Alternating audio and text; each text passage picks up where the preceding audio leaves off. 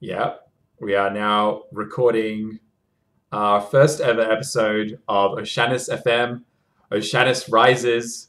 I'm your host, Alleykat, and I'm joined by a very special panel today from the Oceanus server on Chronicles of Elyria, an upcoming game by Soulbound Studios. We have Emery from the Kingdom of Aequitas. We have Noble from the Kingdom of Tylisa, also known as Catalina.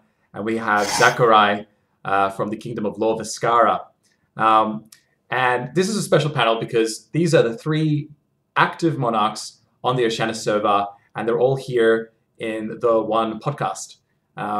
Thank you for joining us on the panel today, guys. It's awesome to be here. Thanks for having us. Yeah, thank you. Glad to be here. Yeah. So a lot of the energy to actually create this this channel came from you guys. And I mean, correct me if I'm wrong, but I don't think I've ever seen another server do anything like this, where all of the active kings came together onto the one channel. So why are we here today, and what's the point of all of this?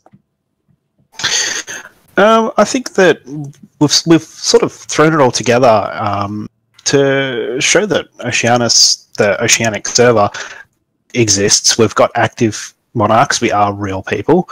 We've got a great little community starting over here, and we just want to get a bit more exposure and get us out there. Look, I think it's important for the Oceanic server to have its own voice and to have a channel through which we can broadcast the things that are important to us and broadcast at a time that we can actually watch. Like, I love you, Soulbound Studios, but every time I get up for an early morning video or an early morning live stream, every single time it's just like, nah, didn't need that sleep. It was fine. It really was. I mean, it's also to give voice for the server as well. So, like, you know, people have concerns or whatnot, we can bring it up and come together and, you know, talk about it and discuss. So, is this going to be a regular thing where we get the three of you together, or is the format gonna change? How often do you guys see these episodes coming out? Look, I don't think we'll always manage to have all three of us, purely because we've got, you know, shift workers and we've got things like that. So it's not always going to be possible to have all of us for a recording every time. But I think we'll try and get the three of us together as often as we can. Look, for sure, we're going to make videos, and that's the plan. When there's content, when there's something to talk about, well, we get together, we'll have a talk, and share it with all of our lovely viewers. So, I mean, yeah, it's, you know, it's friggin' yeah. That's what I was gonna say. I got distracted by something. Yeah.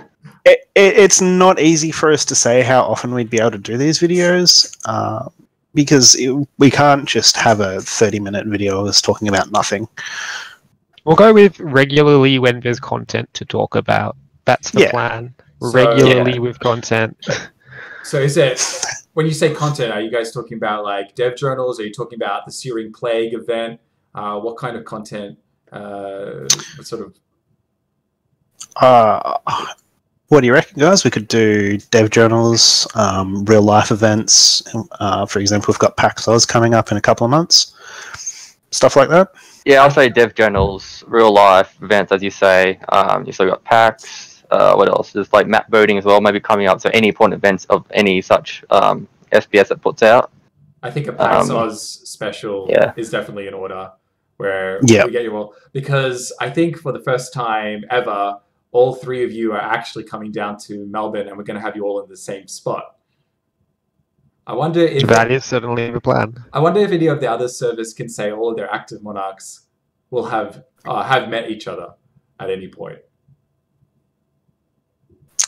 I think that might be a unique point for us. I mean, two of us I've already met, and then so this year it'll be great for all three of us to then come together and, you know, have a good time. I mean, I know monarchs on other servers have met, but like all of them in one room that's something unique and something special, I think. Yeah. And by one room, you mean my apartment in Melbourne, or maybe Zach. Maybe Zach, we can use the hotel. With its lovely, the lovely hotel cleaned bed. kitchen, Alleykat, which is Thank you. important.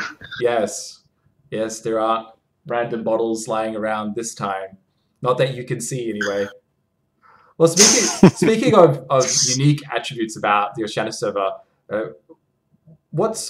how does your approach on the Oceanus server as kings or as monarchs sort of differ from the other servers? Are there any noticeable differences? I would say that we have a more... Oh, sorry, I cut you in there. But I was just going to say more personal touch compared to the others. Like, so we got a smaller community, the least active. But that said, that gives us more, like, of a personal from king to, say, civilian. So I'd say that's, I guess, a unique thing about a server.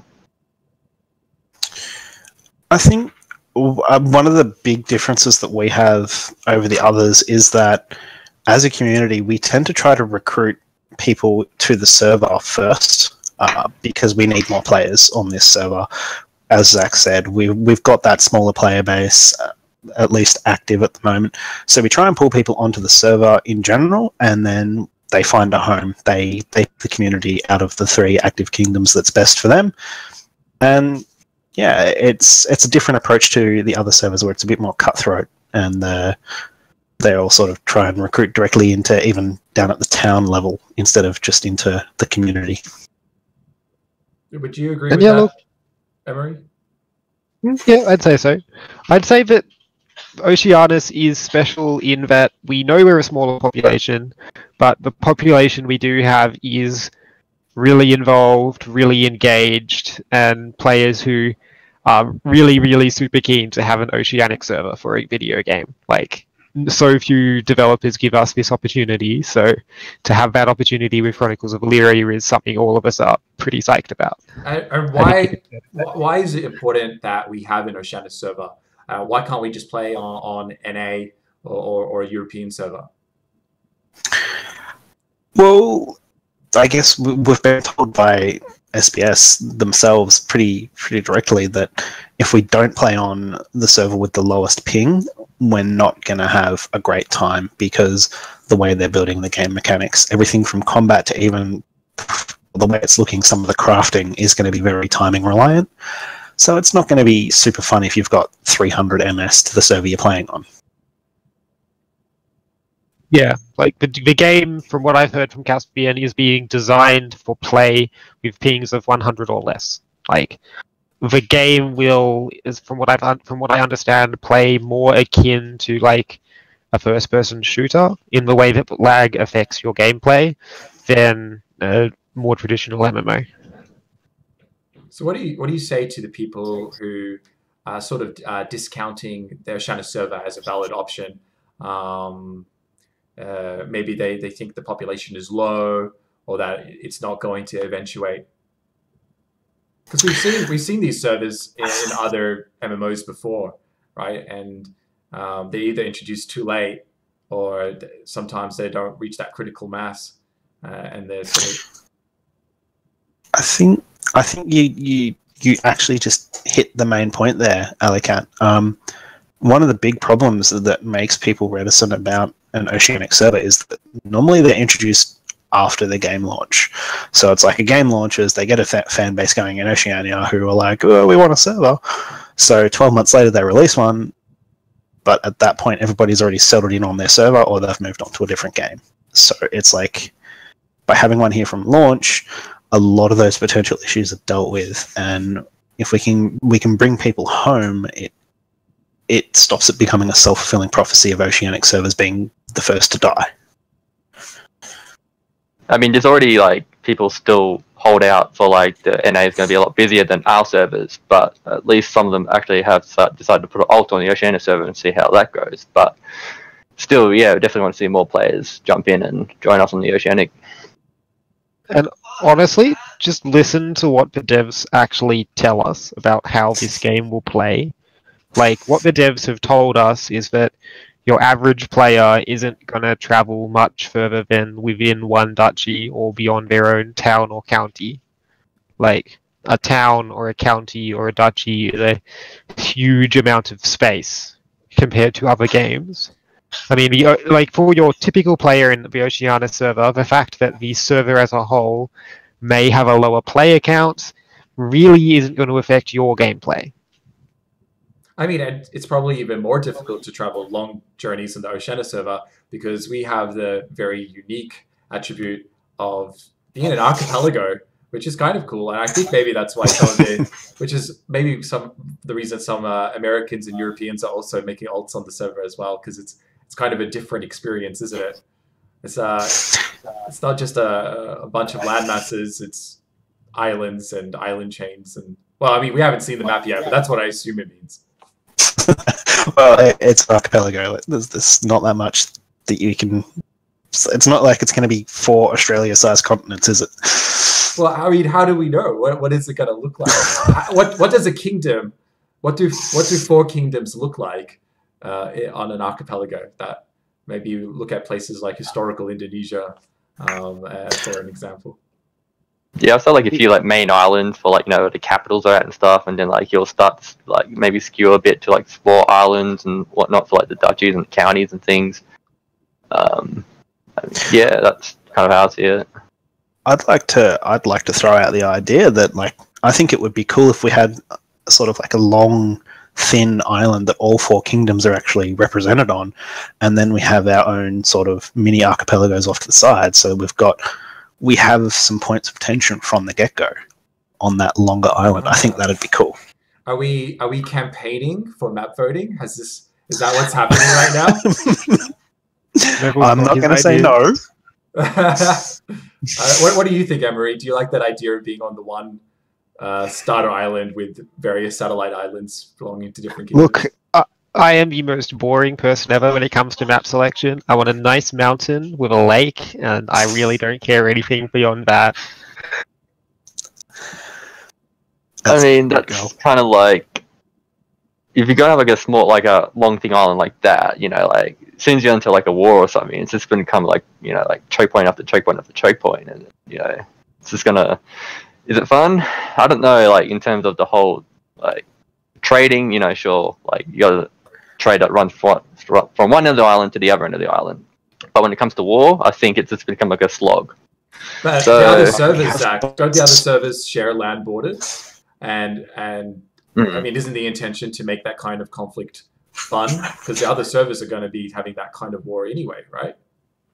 Right. I mean, I suppose in like you can use the navy to go around and stuff. So I guess there's that. But I don't know. I guess we'll see.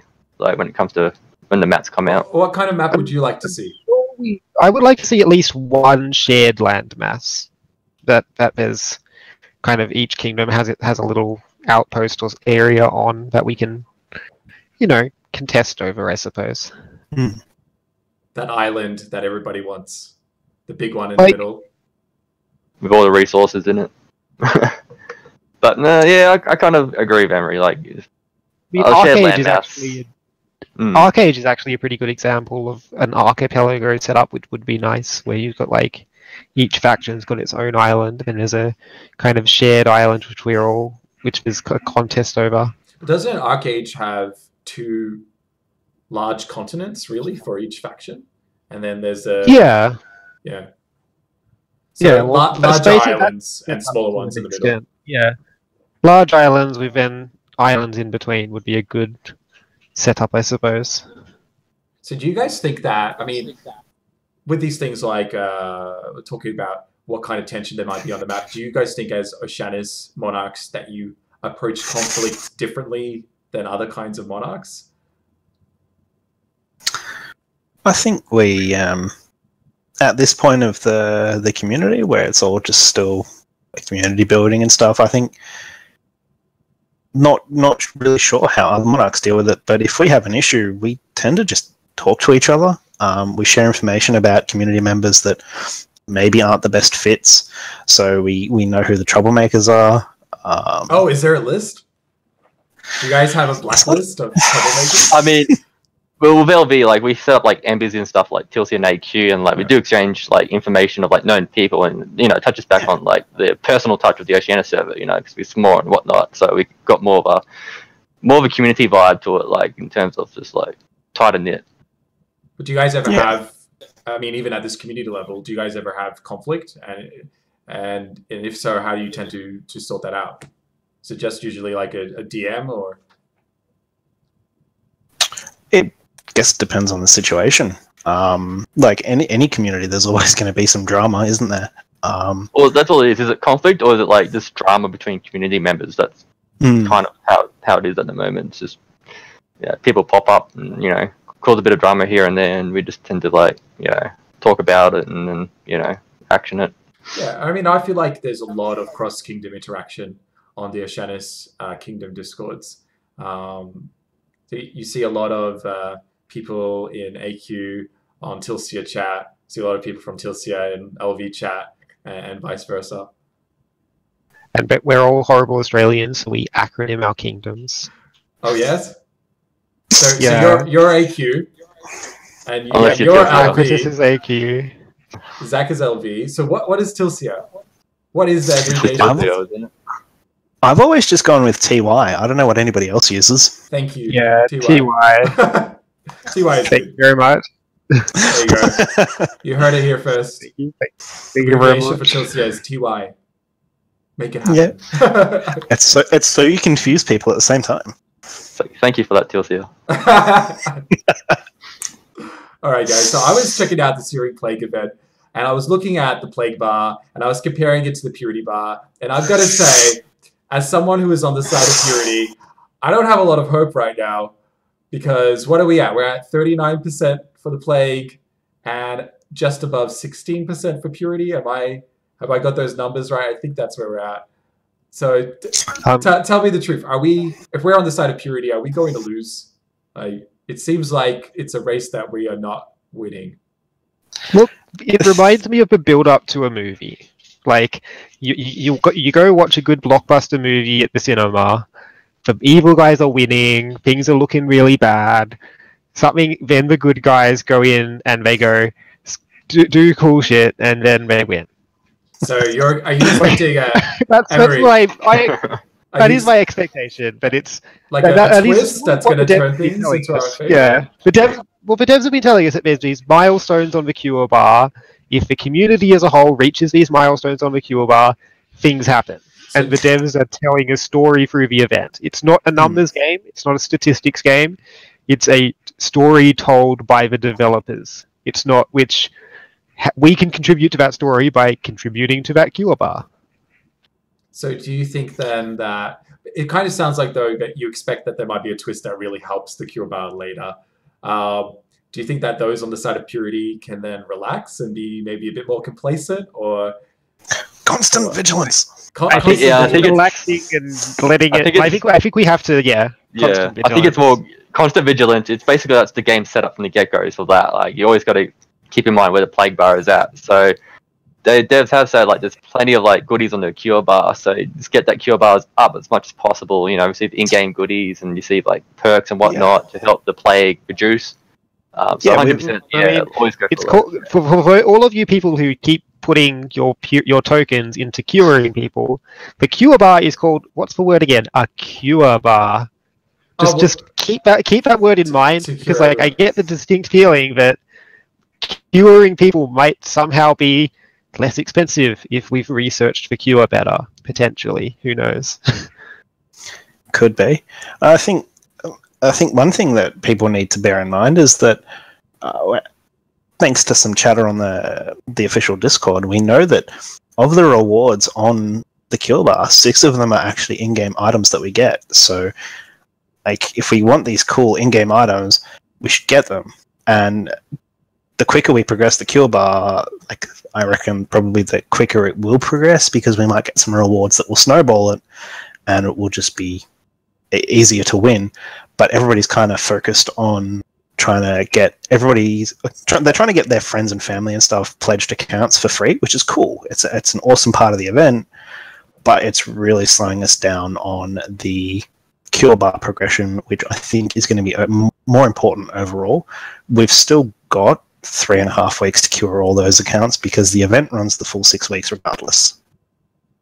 So if More divide and conquer rather than conquer one specific aspect of the event. So, you know, just chain up your guys, like just have teams, have certain teams, you know, one for cure, one for like curing people, and just basically just divide it up. So if I want to contribute, I'm on the Oceanus server. So it sounds like all three kingdoms are on the side of purity. Am I right? Is there any exceptions here? No, you're all purity? I think the community at large has a few exceptions. There are pledged accounts that are working for the plague. Okay. But they're the exception rather than the rule, I think. Yeah, they're the exception. And something I've noticed kind of on the Oceanus server is you guys are coordinating your cure effort. So if I'm an Oceanus player and I want to participate and I want to help the purity effort, how do I do that? Jump into the Oceanic Discord. I'm sure we can whip up a link and have it available in the description or wherever for people to click. We will post that link in the description. Check it out. One thing I'd also just like to really point out, guys, is at the end of the day, the Searing Plague event is as much about new engaging the community. It's getting those people who haven't been involved for ages back involved. It's getting new people into the community. It's getting that engagement that the community so desperately needs. Like, I was looking at the numbers. The official Chronicles of Elyria Discord grew from 10,000 pledged accounts before the event, or on like 10,000 people in the Discord, to like 10,800 or 10,900. So that's like 10% community growth from this event, guys. This event is huge for SBS, for getting new players into the community, for getting new people involved. And at the end of the day, cure winning or plague winning is irrelevant when we're getting more people into the game.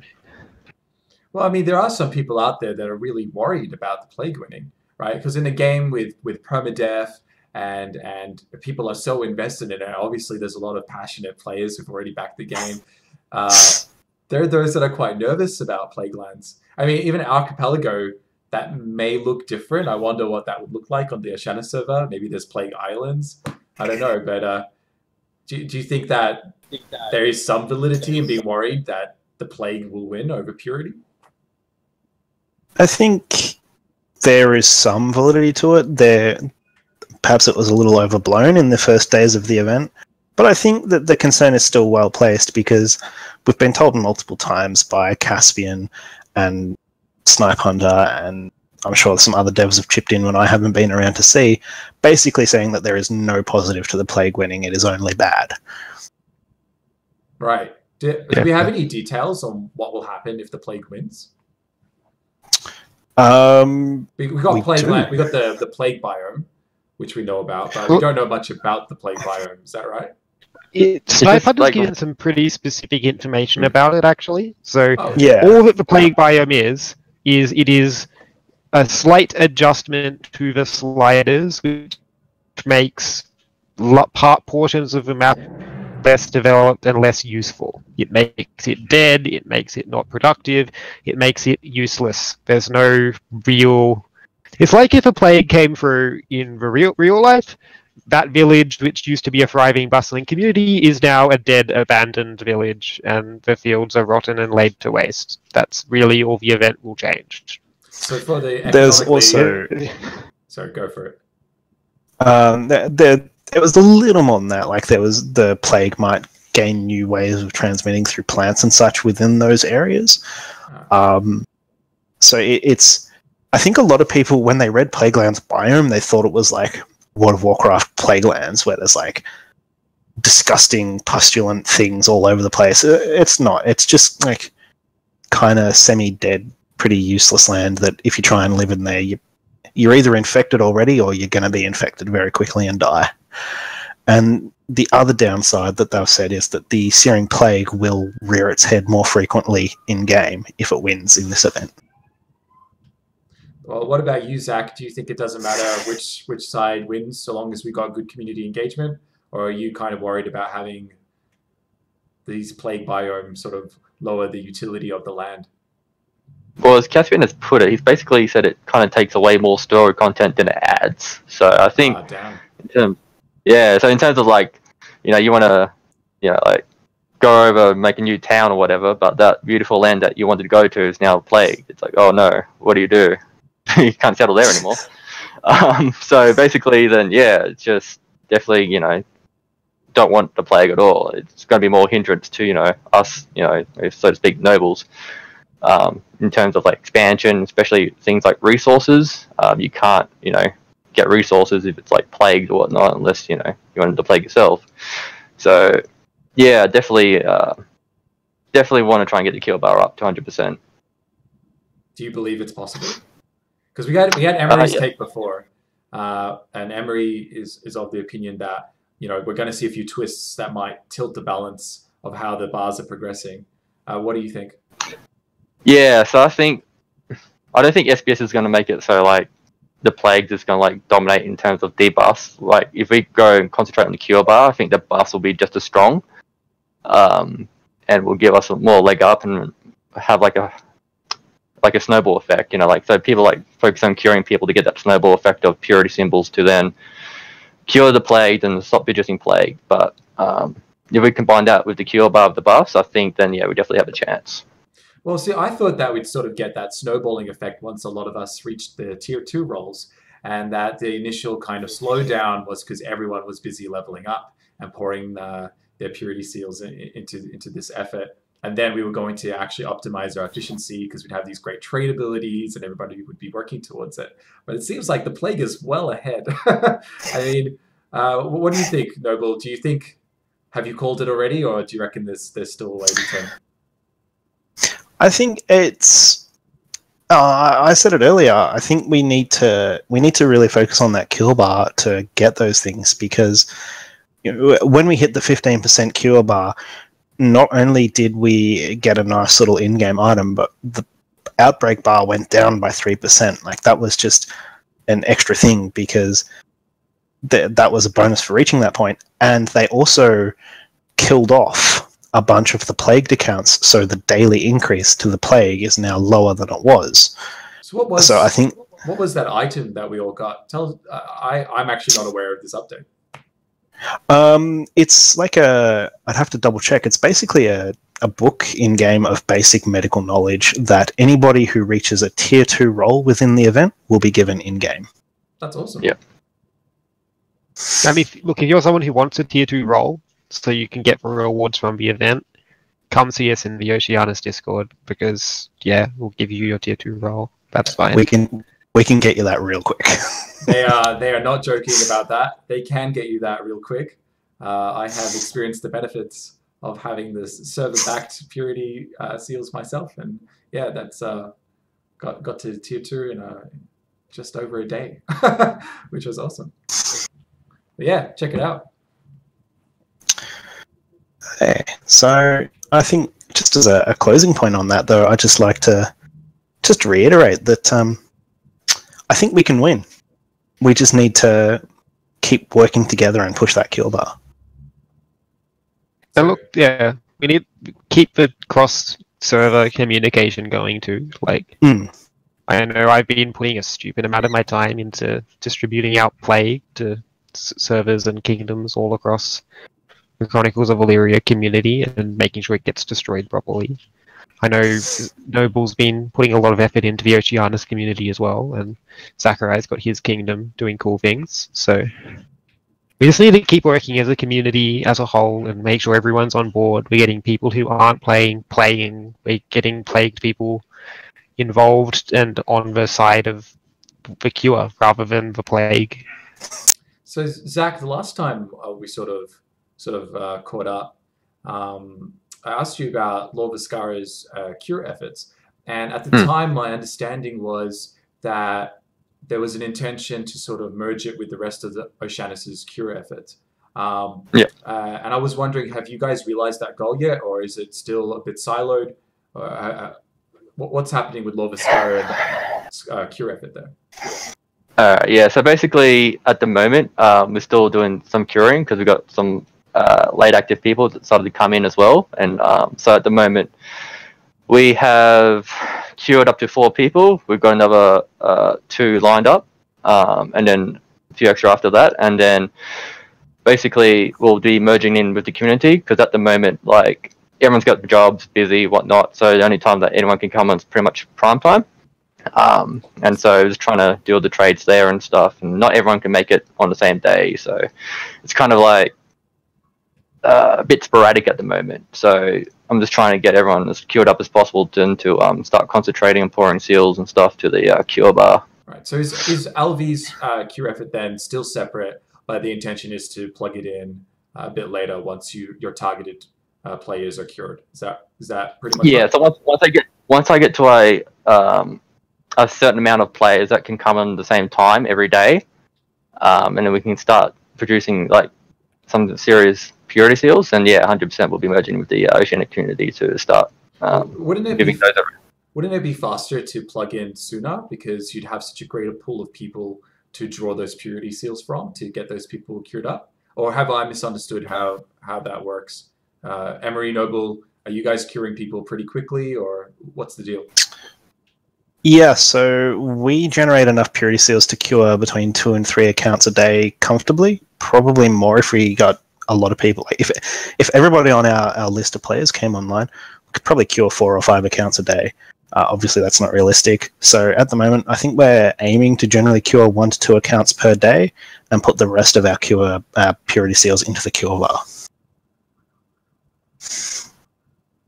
Yeah, we've been putting a lot of purity into the cure bar recently. Is that the most?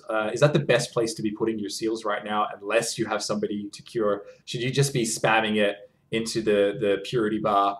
Oh, sorry, the cure bar. I mean, I'm a noble, so I'm generating plague. So I'm keeping my little stockpile so that I can keep neutralizing my own plague as well. Is that the best use of purity seals right now, or should we be stockpiling it onto the one account? I think that they should be going onto the cure bar. We saw in the lead up to hitting the 15% milestone, we jumped like 0.8% in 10 or 12 minutes because the community, like Caspian, popped into the official Discord and was like, "I'm waiting to see you hit 15%," nice. And it just shot up. It shot straight to 15%. It was amazing to see. To quote Caspian on the official Discord yesterday, this is word for word, "You all really need to hit, say, 25% on the cure bar, like ASAP." Nice. This quoting Caspian from yesterday. So I'm saying putting purity onto that cure bar right now is very, very, very important for our efforts towards winning this event. 25%. What do you think is going to happen? I think it would be something cool if it was like, certain abilities gain like double effect or something. So it's like all tier 2 rules now have double effect with their abilities. That'd be cool. Yeah, so like we're becoming more effective at treating the plague. We're becoming better at identifying the symptoms and getting on it early. And so all the abilities are now more effective. Yeah, I mean, I like to see like tier 3, or it's probably like some certain amount of percentage of accounts stop generating plague. Tier 3 would say one of the two. Yeah, tier 3 roles would be awesome and have like new abilities and whatnot. Yeah, I think that'd be really interesting, because you'd get sort of a second wave of enthusiasm with people going, "Oh, now I'm going to level up to tier 3, and what role am I going to be?" There's these roles that we've unlocked through our research, and they'll have lore consequences, which would be awesome. I mean, yeah, especially because you want to keep that steamroll rolling, right? Because 2 weeks in, and some people are like kind of dropping off already. So if they like introduce like a tier 3, and then maybe like add an extra few goodies for people to reach tier 3 for in-game goodies, so like increases enthusiasm and maintains it, that would be nice to see. What's the most sort of frustrating or challenging thing you're finding about the Searing Plague event as monarchs, and how are you addressing those challenges in your respective communities and as a community as a whole? I'll start with you, Emery. I think probably the thing I find frustrating the most is just general disinterest from already pledged players. Like, for players who do not yet have a pledge account, there's a huge incentive to keep playing. Like, you get a free package out of the game. How cool is that? For players who already have a package, like, what's the point? It's a silly web game where I click a button like every 4 hours. Like, trying to get past that hurdle and getting pledged players involved and contributing and participating in the event is probably the part which I'm finding the most challenging. Although I think we just really need to push out, there are really, really cool rewards if we get to these milestones on the cure bar and get that message across more firmly to the community. What would you say to those people who are like, well, this is a clicking web game. Well, why should I even be involved? I've already got my pledge. Why should I log in every day? Log in, press the buttons, help out your friends, help out your family, help out your community members who don't yet have pledges. Don't do it for yourself, do it for the people who you could be helping. Sure. Same question to you, Noble. Pretty much the same issue, actually. Definitely an issue with engagement. Not only people not participating and being disinterested, but people that I've reached out to over various platforms, whether that's Facebook, Steam, Battle.net, whatever, various channels that I'm connected with people within my community on, reach out to them, get in contact, get them involved, and then after a few days they just kind of drift off and stop participating. Why do you think that is? Is that something about the Searing Plague sort of web game that kind of doesn't keep people in it, or what do you think is the cause for that? I think it's a few things. I want to state straight up, this web game is so much better than the previous attempt, which was Conquest of Elyria.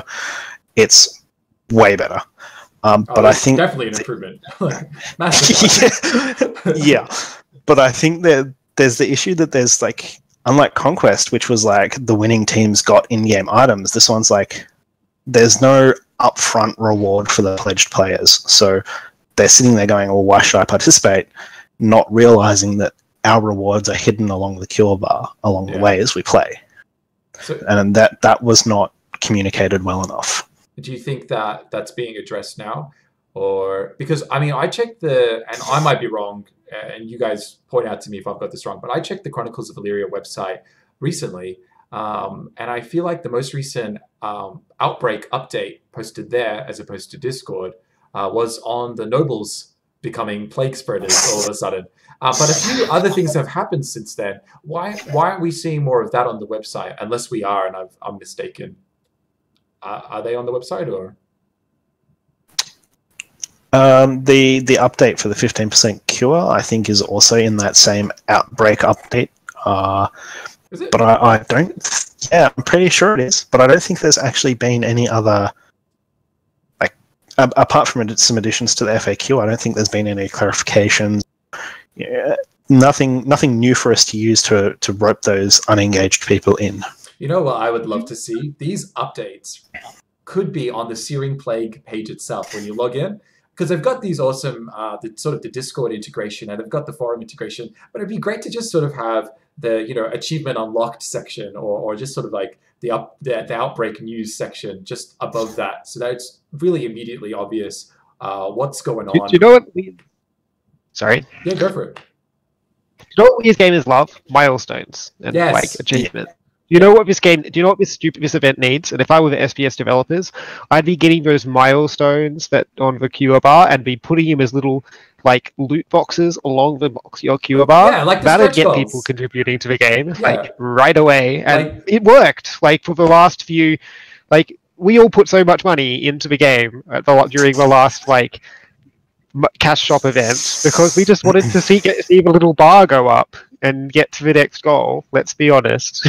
It's true. Zach, I haven't forgot about you. The biggest frustration or challenge for you as a monarch with the Searing Plague event, what is it, and how are you addressing it? Pretty much the same as everyone else.